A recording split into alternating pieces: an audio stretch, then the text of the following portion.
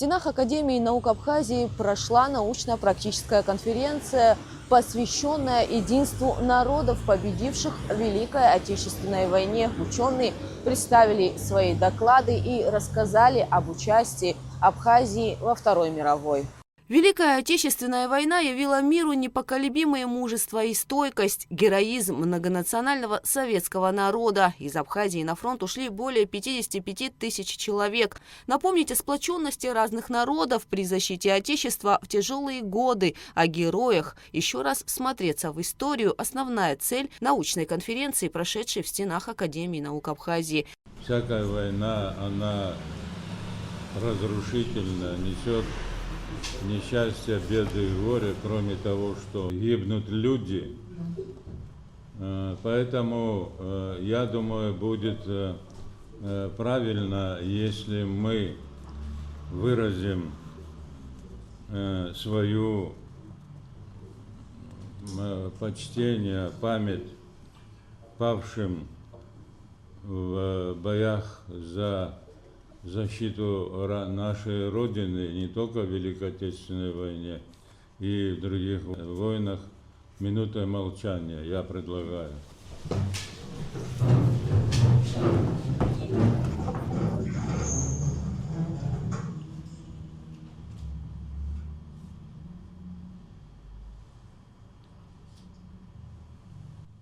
По официальным данным, из 55 тысяч человек, ушедших на фронт, 17 тысяч погибли. Среди уроженцев Абхазии 22 героя Советского Союза. Однако, по словам научного сотрудника АБГИ Николая Медвенского, необходимо обновить и скорректировать эту статистику.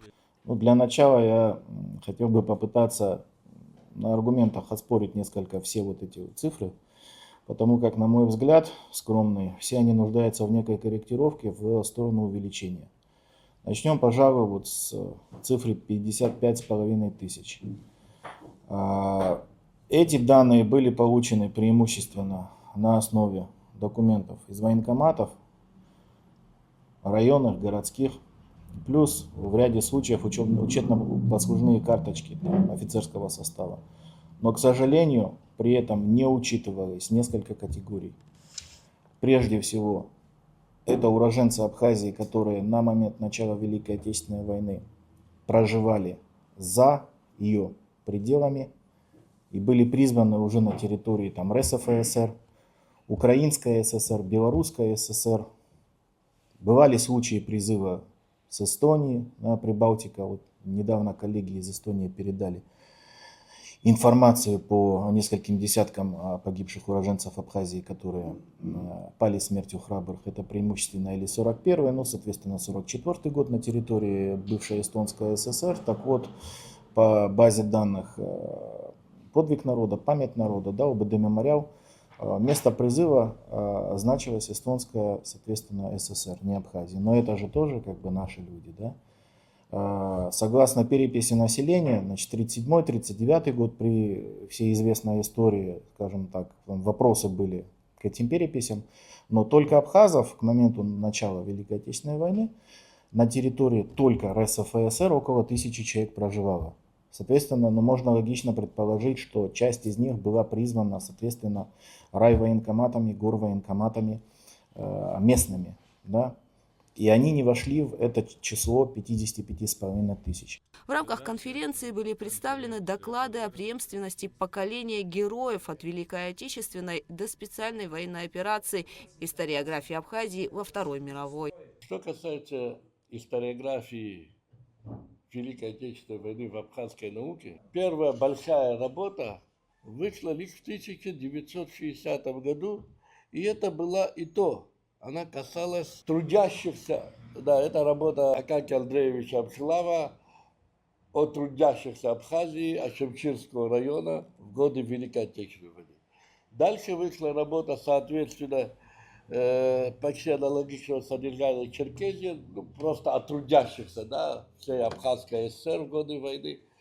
И лишь в 1964 году во втором томе очерков истории Абхазской ССР был дан более или менее общий анализ, да, ситуации в Абхазии. Этот раздел был написан, опять же, Георгием Алексеевичем Дзидзари. Современные реалии, происходящие в мире, показывают, насколько хрупки сегодня модели, навязываемые западными институтами по устранению конфликтов, и те угрозы, идущие вдогонку с санкциями и истреблением целого народа, тиражируемые в информационном поле той же западной пропаганды, демонстрируют, что эти вызовы приведут к новым эскалациям и опасностям. В этих условиях важно помнить об исторической роли преемственности поколений героев, когда на фронтах Первой мировой войны, Великой Отечественной войны народа Абхазии и специальной военной операции сражались наши предки бок о бок и побеждали врага. Так и сейчас эта традиция взаимопомощи, союзничества, фронтового братства продолжает сокрушать фашистскую идеологию. Мы живем во времена, когда то есть история, перестала быть научной дисциплиной о прошлом. И это не столько наука о прошлом, сколько наука о современности и о будущем. Сегодня совместными усилиями менеджеров от политики и науки формируется историческая политика, которая становится частью государственной идеологии, о которой здесь говорилось до меня. Современные элиты многих постсоветских стран провозгласили путь своего развития, предусматривающий отмежевание от общего российского и советского прошлого, а также цивилизационное, а следовательно политическое и стратегическое противоставление себя с Россией.